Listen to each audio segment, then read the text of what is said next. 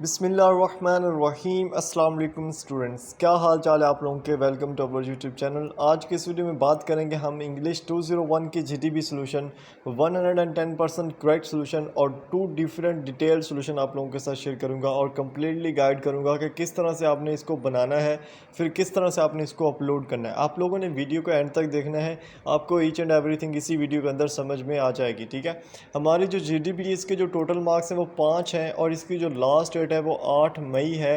8 मई के दिन लाइक रात 12 बजे का आपके पास टाइम होगा, उसमें आपने इसको अपलोड करना है। इसके लिए कोई एक्स्ट्रा डे, कोई एक्स्ट्रा ग्रेस डे नहीं होता।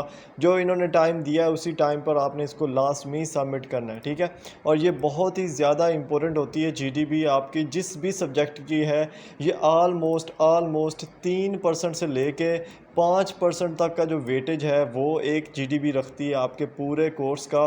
तो इसको आपने बिल्कुल भी मिस नहीं करना। ठीक है, उसके बाद यहाँ पे हमारे पास जो इसका क्वेश्चन है, क्वेश्चन से पहले इन्होंने हमें बताया है कि आपकी जो लिमिट होनी चाहिए, आपका जो इस क्वेश्चन का आंसर होना चाहिए वो 200 से लेके 250 वर्ड्स जो है ना उनके अंदर अंदर रहना चाहिए, ज़्यादा नहीं होने चाहिए। बट मैं आपको अगर बताऊँ तो आप 250 से ज़्यादा का भी रख सकते हो, सिर्फ उस सूरत में कि जब आप अपनी वर्डिंग में उसको लिख रहे हो, जब आप एक अच्छा सोल्यूशन बना रहे हो ना, तो आपको टेंशन नहीं होनी चाहिए वर्ड्स की। फिर आप वर्ड्स को आपने इग्नोर करना है, बस अपने सोल्यूशन को सेट करना है। ठीक है, उसके अलावा जीडीबी जो है ना 2% वेटेज करता है आपके फाइनल टर्म के अंदर इस सब्जेक्ट का। नहीं तो बहुत सारे ऐसे सब्जेक्ट्स देखे हैं, जैसे कि मैंने वीडियोस भी अपलोड की थी जिसमें एमजीटी है 3% ऑलमोस्ट, और पार्ट 301 का भी 3 से 4%, इसी तरह एमजीटी 211 का भी है। बहुत ज़्यादा इंपॉर्टेंट होती है जो कि आपके लिए लाजमी करना है। ठीक है, तो उसके बाद अगर आप हमारे चैनल पर न्यू हो, अपने चैनल को लाजमी सब्सक्राइब करना है। इंशाल्लाह जल्द हमारे इसी चैनल पे आप लोगों की सपोर्ट की वजह से 14 के सब्सक्राइबर हो जाएंगे, जो कि बहुत ज़्यादा खुशी की बात है मेरे लिए और मुझे इससे मोटिवेशन मिलती है। इंशाल्लाह इसी तरह के जीडीबीज़ और असाइनमेंट सॉल्यूशंस आपको इसी चैनल पर देखने को मिलेंगी। होप सो आप लोगों को ये भी वीडियो पसंद आएगी और हम अभी स्टार्ट करने वाले हैं इसके सॉल्यूशन को। सबसे पहले हम इसका जो क्वेश्चन है वो देख लेते हैं। बहुत सिंपल सा क्वेश्चन है, कोई लंबा चौड़ा नहीं है, बहुत सिंपल है। सिर्फ ये राइटर है लाइक जोसेफ पोलिटिजर है। ठीक है, वो क्या बोलता है कि in writing clarity is more important than style. ठीक है, ये जो सेंटेंस उसने बोला है कि राइटिंग के अंदर जो क्लियरिटी है वो ज़्यादा इम्पोर्टेंट है स्टाइल से। तो आप इसको how does this quote emphasize the significance of concreteness in effective communication. तो ये जो पूरा सेंटेंस है ये किस तरह से इसकी अहमियत है एक इफ़ेक्टिव कम्युनिकेशन के अंदर जिसके अंदर क्लैरिटी पाई जाती है। ठीक है, तो हमने इस पूरे जो हमारे पास छोटा सा है ये सेंटेंसेस को मतलब कि इसको अपनी वर्डिंग में बयान करना है। ठीक है, ये अगर आप इससे एग्री करते हो तो, नहीं एग्री करते हो तो वो भी आपने इसी के अंदर लिखना है। ठीक है, उसके बाद मैं आपको ये सोल्यूशन दिखा देता हूँ, उसके बाद आपको इसको कैसे अपलोड करना है वो भी इसी वीडियो के अंदर बताऊँगा। ठीक है, तो सबसे पहले देखें यहाँ पे सोल्यूशन मैंने स्टार्ट किया। हमारे पास 2 सोल्यूशन है, इसके दोनों अलग अलग है, मैं दोनों आपको समझाने की कोशिश करूँगा। पहला जो हमारे पास सोल्यूशन उसमें मैंने सबसे पहले ये लिखा है कि जोसेफ पोलिटिजर असर्शन, यानी कि जो उसने बोला है कि in writing clarity is more important than style serves as a guiding principle for effective communication. Effective communication के अंदर एक जो गाइडिंग प्रिंसिपल होता है उसके तौर पे ये वर्क कर रहा है। And in today fast paced world where information overload is rampant, the ability to convey message clearly and precisely has been indispensable। यानी कि आज का जो फास्ट दौर है इसके अंदर क्या होता है कि जो इन्फॉर्मेशन होती है वो ओवरलोड होती है, उसके अंदर जो क्लियरिटी होती है ना वो ठीक नहीं होती। बेसिकली इन दोनों में मैं आपको थोड़ा सा डिफरेंस देता हूँ कि क्लियरिटी में क्या फ़र्क होता है और स्टाइल के अंदर क्या फ़र्क होता है। फॉर एग्जांपल ये जो मेरा पूरा सोल्यूशन है, ये यहाँ से जो मैंने स्टार्ट किया है, अगर ये मेरा सोल्यूशन इस आंसर को ही क्लेरिफाई नहीं कर रहा, इस आंसर को ही नोटिफाई नहीं दे रहा, तो मेरे इस सोल्यूशन को इस तरह से अच्छे स्टाइल में लिखने का भी फ़ायदा नहीं है। जब तक इसके अंदर क्लियरली हर चीज़ मैं बयान कर दूंगा अपने क्वेश्चन को लेके, तो ये जो सोल्यूशन होगा ये क्या होगा, बिल्कुल क्लियर होगा। उसके बाद इसकी जो है ना वो स्टाइल की बात करेंगे। अगर मैं इसका स्टाइल बड़ा हैवी किस्म का, फैंसी किस्म का बना दूँ, बट इस पूरे को जो सोल्यूशन उसके अंदर कुछ भी इफेक्टिवनेस ना हो, तो ये मेरा पूरा सोल्यूशन जो है ना वो बेकार है। ठीक है, तो दोनों सूरतों में सबसे इम्पोर्टेंट इम्पोर्टेंट जो मेन मैटर करता है वो आपका क्लियरिटी मैटर करता है, क्योंकि अगर आप एक अच्छा मैसेज कन्वे ही नहीं कर सकते, उसको क्लियर ही नहीं कर सकते, तो वो जो मैसेज है वो ना होने के बराबर हैसियत रखता है। ठीक है, तो इसमें आपने ये जो मैंने पहले वर्ड्स लिखे हैं ये आप लिख लेना, अपनी वर्डिंग में आपने लिखना है। ठीक है, उसके बाद मैंने छोटी सी हेडिंग बनाई है, आप भी छोटी सी हेडिंग बना सकते हो, अदरवाइज़ आप इसको पैराग्राफ की शक्ल में भी ले सकते हो। ठीक है, यहाँ पे मैंने क्या लिखा है, की टू इफ़ेक्टिव कम्युनिकेशन। ठीक है, इफ़ेक्टिव कम्युनिकेशन मतलब कि एक अच्छी अंदाज जो पुर असर कम्युनिकेशन होती है, उसके लिए जो मेन जो चीज़ है वो क्या है, वो है आपकी क्लियरिटी। ठीक है, जिसमें क्या होता है, जिसको हम कंक्रीटनेस भी बोलते हैं कम्युनिकेशन के अंदर, entails using specific and unambiguous language. Unambiguous language का मतलब ये है कि ऐसी लैंग्वेज जो समझ में आ रही हो, बिल्कुल सादा हो। ठीक है, अम्बिगस जो होता है वो होता है बिल्कुल ऐसा पचीदा टाइप कुछ बोल देना, पचीदा टाइप लिखा हुआ जो समझ में ही नहीं आ रहा, और बहुत सिंपल वर्ड्स में बहुत यानी कि माइंड को रखते हुए, जो रीडर है उसके माइंड को रखते हुए लिखना, उसको क्या बोलते हैं हम, कंक्रीटनेस इन कम्युनिकेशन बोलते हैं। जिसके अंदर क्या होता है कि अगर हम इस तरह से लिखते हैं तो कोई भी मिस इंटरप्रिटेशन नहीं होती है, हर बंदे को वो चीज़ समझ में आती है, इजीली वो उन चीज़ों को समझ सकता है। And it involves providing tangible details. अगर आप डिटेल्स प्रोवाइड कर रहे हो, एग्जांपल्स प्रोवाइड कर रहे हो, एक्सप्लेनेशन दे रहे हो, और उसके अंदर आपकी जो लैंग्वेज है वो बहुत सिंपल है, स्पेसिफिक है और समझने के काबिल है, इजीली कंप्रिहेंसिबल है। ठीक है, इजीली समझ रही है ऑडियंस, आपकी जो ऑडियंस वो इजीली समझ रही है, तो वो जो आपका मैसेज है वो बहुत ज़्यादा इफेक्टिवली समझ में आएगा, और उस पर लोगों का जो रिएक्ट होगा वो भी देखने वाला होगा। ठीक है, उसके बाद है by employing concrete language communicators can eliminate ambiguity and foster deeper understanding of their message. जो भी पढ़ने वाला होगा, जो कम्युनिकेट करने वाला होगा, उसको भी उस मैसेज की समझ आएगी और वो भी उसको मज़ीद अच्छे से समझ सकेगा। ठीक है, उसके बाद एक और मैंने हेडिंग बना दी, ईजेंस ऑफ और ऑर्नामेंशन। ठीक है, ऑर्नामेंशन बेसिकली होता क्या है, बेसिकली ऑर्नामेंट करना यानी कि सजाना। ठीक है, जिसको हम बोल सकते हैं लाइक स्टाइल बना देना, इस तरह से। ठीक है, तो पॉलिटिजर emphasize on clarity underscores notion that the essence of communication should not be obscured by ornate language और एक्सेसिव स्टाइलिस्टिक एलिमेंट। उसने ये भी बोला है कि जो स्टाइल होता है ना, उससे भी हमारी कम्युनिकेशन काफ़ी हद तक ईजी हो जाती है, हम उसको ईजीली समझ सकते हैं। But while style may add flair to writing, it should always serve the primary purpose of enhancing clarity। Clarity को इन्हांस करने में जो मेन चीज़ होती है वो आपकी स्टाइल भी होता है। आपका स्टाइल भी अगर आपको मैं अगर आपको ये जीडीपी सॉल्यूशन प्रोवाइड कर रहा हूँ, मेरा जो जीडीपी सॉल्यूशन है वो बहुत कमाल का बना है, मुझे पता है।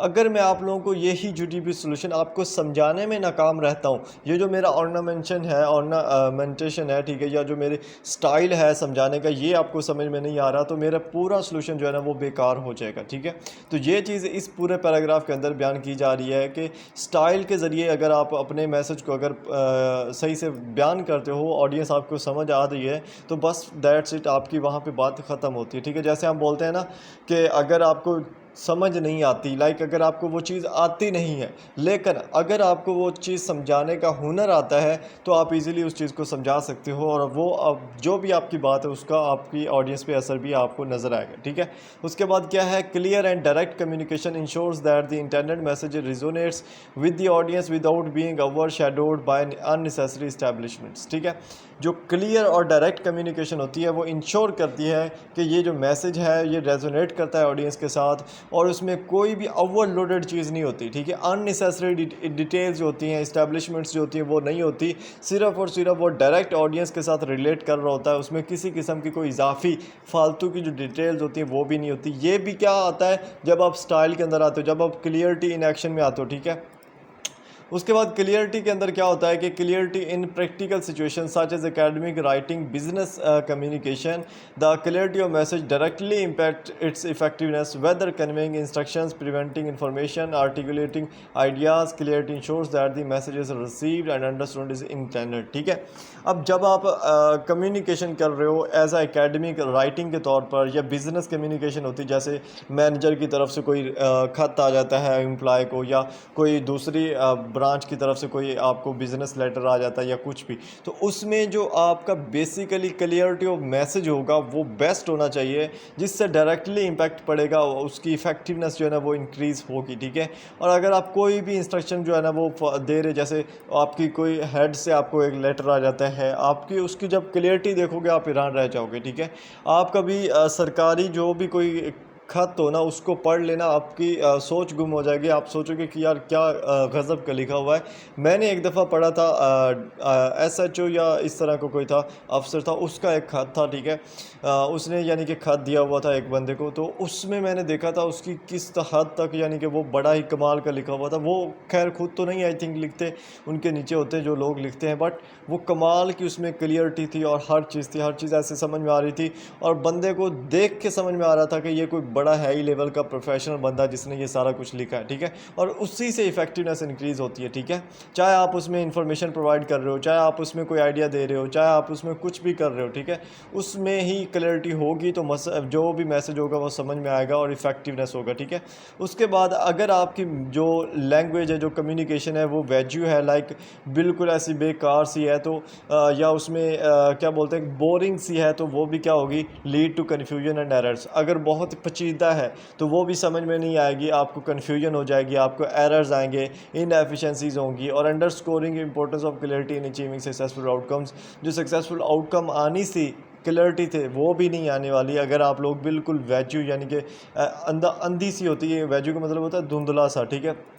ऐसी आप कम्युनिकेशन कर रहे हो जो समझ में नहीं आ रही, आम बंदे को समझ में नहीं आ रही, तो आपके उस कम्युनिकेशन करने का फ़ायदा नहीं है। उसके बाद क्या है, style as a complement to clarity, ठीक है, कि स्टाइल भी जो है ना वो एक कम्प्लीमेंट है क्लियरिटी के लिए। इस पैराग्राफ में हम स्टाइल को थोड़ा सा डिस्कस करेंगे कि while clarity takes precedence, style can play a complementary role in enhancing impact of the message, ठीक है। आपका जो क्लियरिटी है वो बेसिक मेन जड़ है आपके मैसेज की, बट उसकी जो इन्हांसिंग है, उसके जो इम्पैक्ट होगा, उसको मज़ीद इंक्रीज़ करने वाली जो चीज़ है उसको हम स्टाइल बोलते हैं। And a well crafted narrative style और engaging storytelling techniques can captivating the audience and make complex concepts more easily.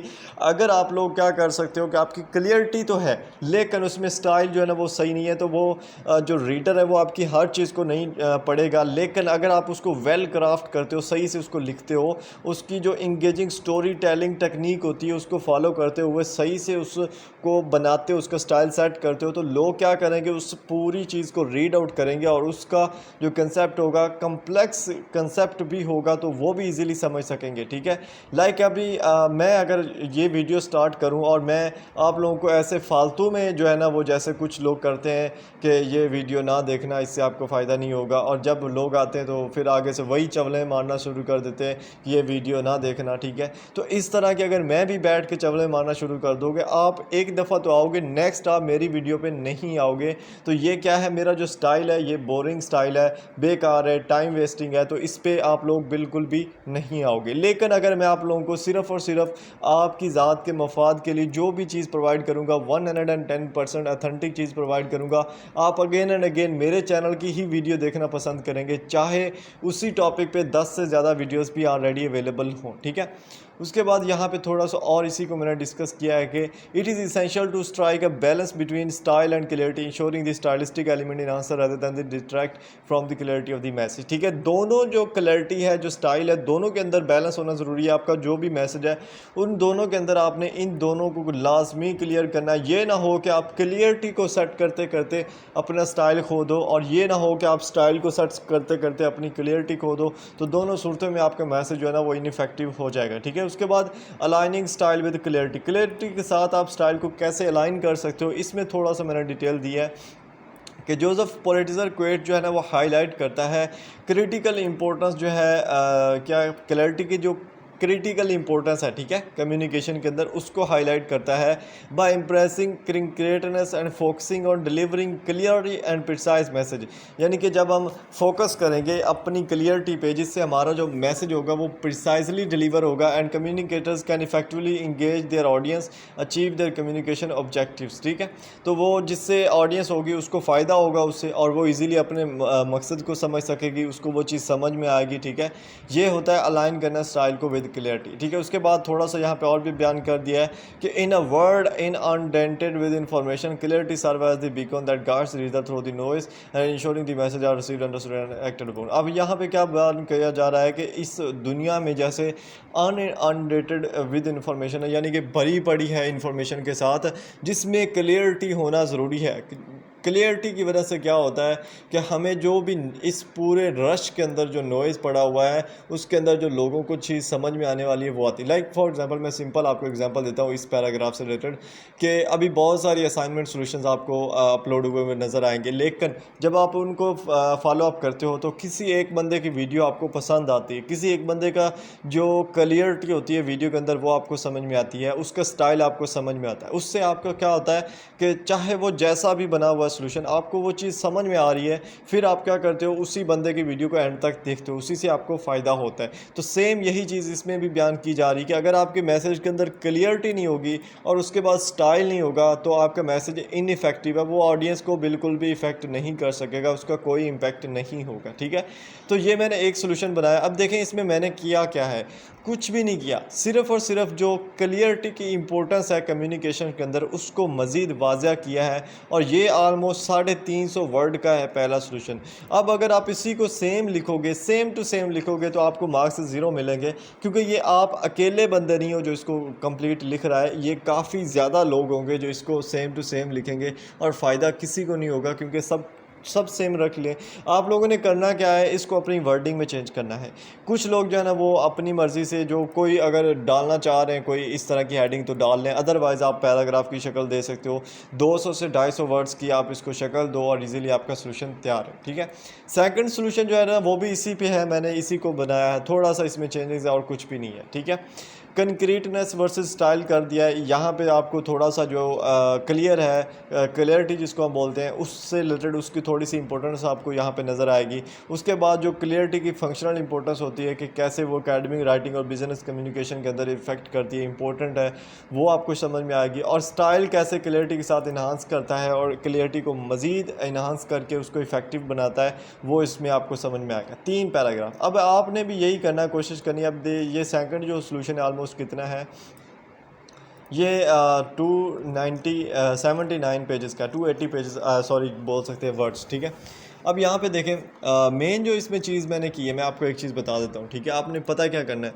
सबसे पहले तो आपने थोड़ा सा इस सेंटेंस को बयान कर देना है कि राइटिंग के अंदर जो क्लियरिटी होती है वो मोर इंपॉर्टेंट होती है स्टाइल से, और स्टाइल भी इंपॉर्टेंट है, बट क्लियरिटी जो है ना वो मोर इंपॉर्टेंट होना ज़रूरी है। ठीक है, उसके बाद आपने क्लियरिटी की थोड़ी सी इंपॉर्टेंस देनी है। ठीक है, क्लियरिटी की थोड़ी सी आपने इंपॉर्टेंस देनी कि क्लियरिटी क्या है, फिर उसके आपने थोड़ी सी मज़ीद जो है ना उसको इंक्रीज़ करते हुए अपनी कम्युनिकेशन और बिज़नेस आइडियाज़ की तरफ लेके चलते हुए आपने उसकी मज़ीद थोड़ा सा इंक्रीज़ करना है। उसके बाद आपने जो है स्टाइल उसको क्लियरिटी के साथ इंगेज करना है, और ये जैसे यहाँ पे मैंने बोला हुआ है style as a complement to clarity, या स्टाइल एम्फसाइज क्लियरिटी, या स्टाइल जैसे यहाँ पे नीचे भी एक एडिंग मैंने बनाई थी स्टाइल ये वाली। ठीक है, स्टाइल इन्हांसिंग क्लियरिटी। ठीक है, तो ये कर दें जिसमें आप स्टाइल की अहमियत दें कि ये जब खुद भी अच्छा होगा, क्लियरिटी भी अच्छी होगी, उससे आपका मैसेज मज़ीद इफेक्टिव बनेगा। ये सारा कुछ करने के बाद आपने क्या करना है, आपने ये कोशिश करें आप अपनी वर्ड के अंदर एक फ़ाइल बना लेना है। ठीक है,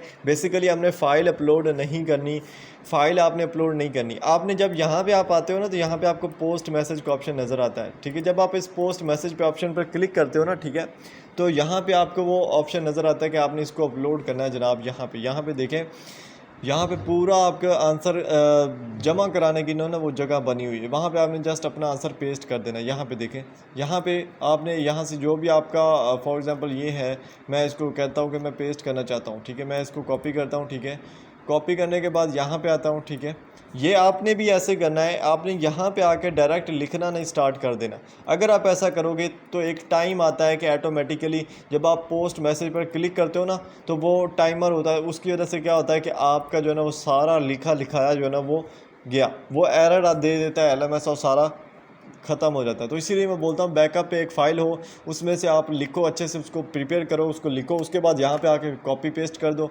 जब आप पेस्ट कर दोगे इस तरह से, उसके बाद यहाँ पे ऑप्शन है उससे सिलेक्ट ऑल कर दो। इसका जो कलर है वो आपने यहाँ से ब्लैक कर देना, इसका जो साइज़ है वो आपने यहाँ से 12 कर देना है, 12। ठीक है, और इसका जो फ़ॉन्ट साइज़ होगा, फ़ॉन्ट स्टाइल होगा, वो टाइम्स न्यू रोमन कर देना। That's it. यहाँ पर आपकी जो असाइनमेंट GDB सोल्यूशन है वो कम्प्लीट बन चुका है। आपने इसको अगेन रिव्यू करना है, इसको अच्छे से देख लेना देना है, क्योंकि जब आप यहाँ पे पोस्ट मैसेज पर एक दफ़ा क्लिक करोगे तो ये क्या हो जाएगा, बिल्कुल अपलोड हो जाएगा। इसमें दोबारा आप ना चेंज कर सकते हो, ना दोबारा आप इसके अंदर कोई चीज़ अपलोड कर सकते हो, ना कुछ। एक दफ़ा आप अपलोड कर सकते हो, इसके अलावा आप नहीं कर सकते, चाहे आप कुछ कर दो। ठीक है, मैं फ़िलहाल इसको कैंसिल करता हूँ। ठीक है, तो इस तरह से आपने इस जीडीबी को अपलोड करना है। बहुत सारे लोग ये भी पूछ रहे थे। ठीक है, होप सो आप लोगों को ये चीज़ समझ में आई होगी और जीडीबी का सलूशन भी आपको समझ में आया होगा। ठीक है, तो आप लोगों ने हमारे चैनल को लाजमी सब्सक्राइब कर देना है। ठीक है, ताकि मुझे थोड़ा सा सपोर्ट मिले, और कमेंट लाजमी करना है अगर आपको ज़रा सा भी फ़ायदा होता है। ठीक है, तो इंशाल्लाह इसी तरह के मज़ीद जो वीडियोज़ हैं वो भी आपको इसी चैनल पर देखने को मिलेंगी। होप सो आप लोगों को वीडियो भी पसंद आई होगी, लाइक लाजमी कर देना है। ठीक है, तो मिलते हैं नेक्स्ट वीडियोज़ में। अपना ख्याल रखिएगा एंड अपने प्यारों का भी। अल्लाह हाफिज़।